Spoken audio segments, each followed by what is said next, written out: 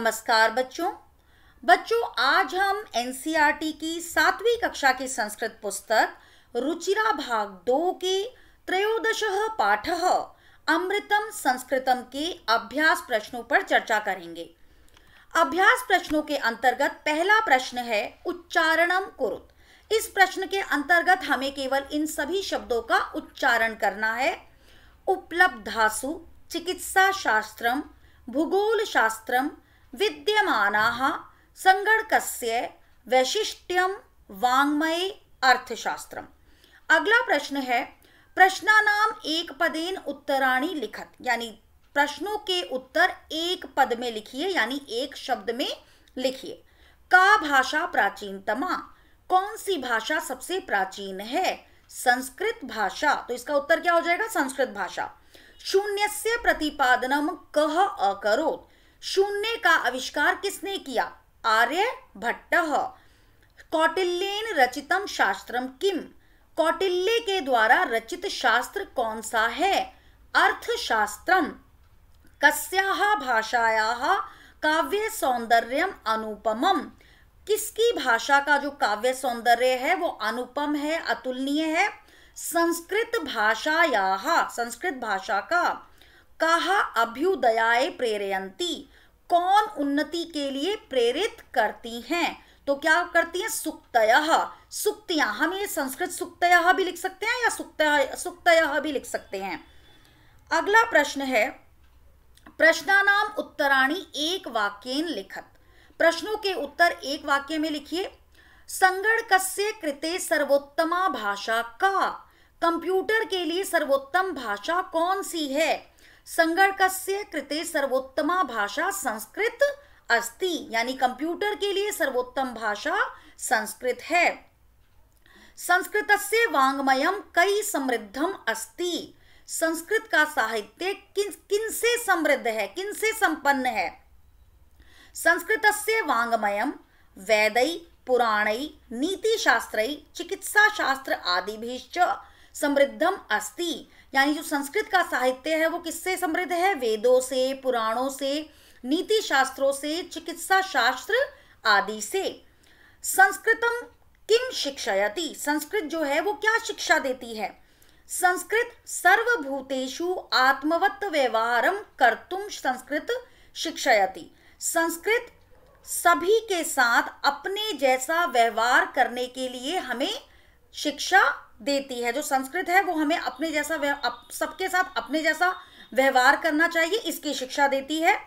अस्माभिः संस्कृतम किमर्थम पठनीयम, हमें संस्कृत किस लिए पढ़नी चाहिए?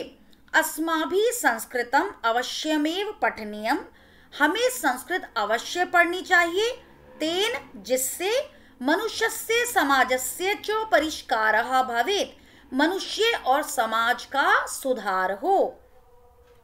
अगला प्रश्न है ईकारांत स्त्रीलिंग शब्द रूपम अधिकृत्य रिक्त स्थानानि पूरयत, जो यहाँ पर ईकारांत शब्द रूप के हमें शब्द दिए गए हैं, हमें ये जो ऊपर उदाहरण दिए गए हैं उसके अनुसार ही रिक्त स्थानों को पूरा करना है।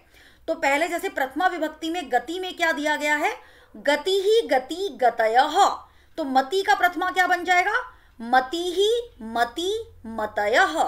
बुद्धि की द्वितीया है बुद्धिम, बुद्धि बुद्धि ही, तो प्रीति की क्या बन जाएगी द्वितीया? प्रीतिम प्रीति प्रीति ही। उसके बाद है नीति, नीति की तृतीया क्या है? नित्या नीतिभ्याम नीति भी, और शांति की तृतीया फिर क्या बन जाएगी?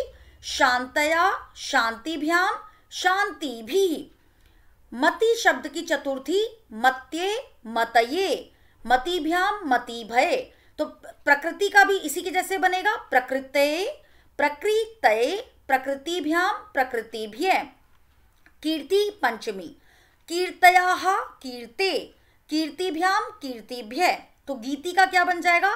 गीतयाः गीतये गीतिभ्याम गीतिभ्य। सुक्ति की षष्ठी सुक्ते सुक्तयाः सुक्तयोः सुक्तिनाम, तो कृति भी इसी की तरह बनेगा, कृतेः कृतयाः कृतयोः कृतिनाम।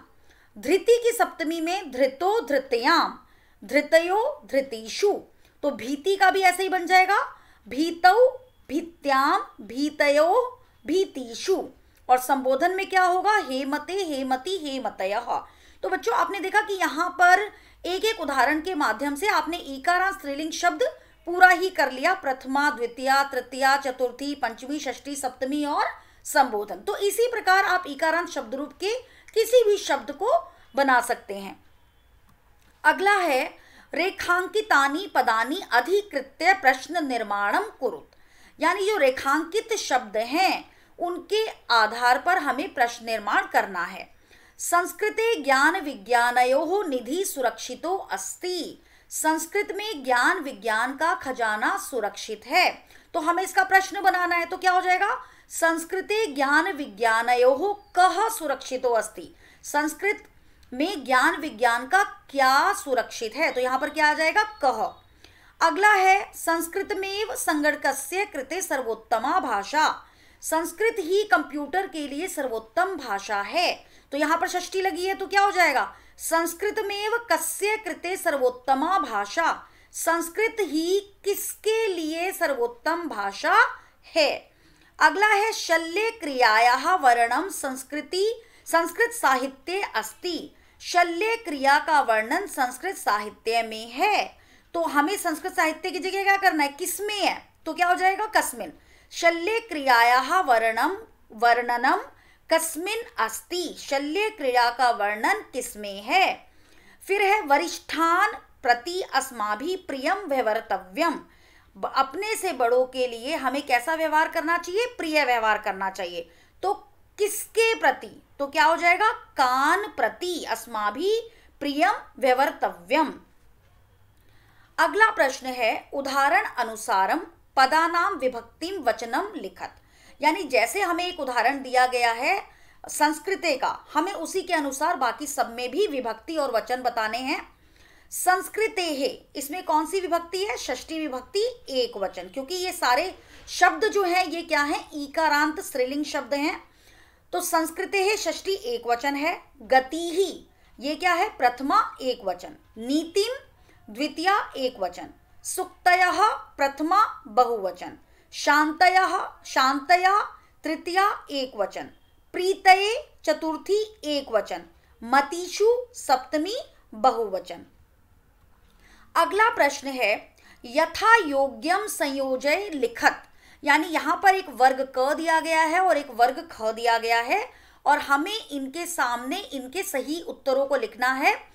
जैसे कौटिल्येन चिकित्सा शास्त्रे शून्यस्य आविष्कार कर्ता संस्कृतम सुक्तयः, और दूसरी साइड दिए गए हैं अभ्युदयाय प्रेरयन्ति ज्ञान विज्ञान पोषकम अर्थशास्त्रम रचितम चरक सुश्रुतयो योगदानम आर्यभट्टः। तो अब हम कौटिल्य के साथ क्या आएगा, कौटिल्येन अर्थशास्त्रम रचितम, कौटिल्य ने अर्थशास्त्र की रचना की। चिकित्सा शास्त्रे चरक सुश्रुतयो योगदानम, चिकित्सा शास्त्र में चरक और सुश्रुत का योगदान है।